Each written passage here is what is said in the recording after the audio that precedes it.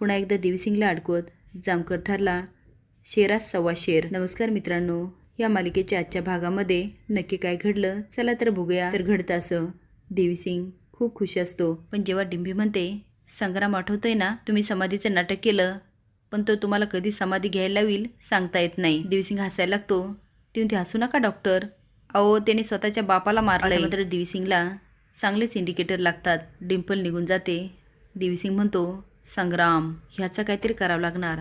हा काटा माझ्या वाटेतून दूर झाला की युबा आपोआप माझ्याकडे, आणि मग काय तिची संपत्ती माझी, मग काय युबाला पाठवायचं आर्य आणि माधुरीकडे. पण जेव्हा सुधाकर जामकरला सांगतो त्या गोपाळने समाधीचं नाटक करून सगळ्या लोकांना घरात घेतलंय, आता मात्र जामकर खूप भडकतात. पण तेवढ्या त्यांचं लक्ष मंग्याकडे जातं. तर मंग्या खूप त्रस्त झालेला असतो. जामकर त्याच्याकडे जातात आणि म्हणतात बघितलंस, तुला सोडवायला ना तो महाराज आला ना तुझे मित्र. मला तर वाटलं होतं तू इकडे आल्यानंतर सगळेच तुझ्या पाठीमागे येतील आणि तुला सोडून घेऊन जातील. सुधाकर, गोपाळ महाराज आले असते ना तर याला सोडावंच लागलं असतं, पण कदाचित ते याला विसरले. आता जामकर असं काही बोलत असे की मंग्यालाही खरं वाटतं आणि तो विचार करतो खरंच मला सोडवायला कुणीच आलं नाही आणि गोपाळ पण नाही. मी जेलमध्ये याने त्यांना काही फरक पडला नाही. खरं तर मी त्या गोपाळसाठीच जेलमध्ये आलो. जामकर म्हणतात कर प्रयत्न, तुझ्या महाराजांना बोलो. सुधाकर त्याला फोन द्या. आता जामकर सगळं जुगाड करतात आणि देवीसिंगला पोलीस स्टेशनला बोलवतात. खरं तर जामकरचा उद्देश वेगळाच असतो. देवीसिंग नेहमीप्रमाणे वाड्यामध्ये डोळे झाकून बसलेला असतो आणि त्याच्यासमोर त्याचे भक्तगण. तेवढ्यात लाली येते आणि ते डिंपल हे रात्री साक्षी देऊन आलेत, तिथं काय झालं असेल.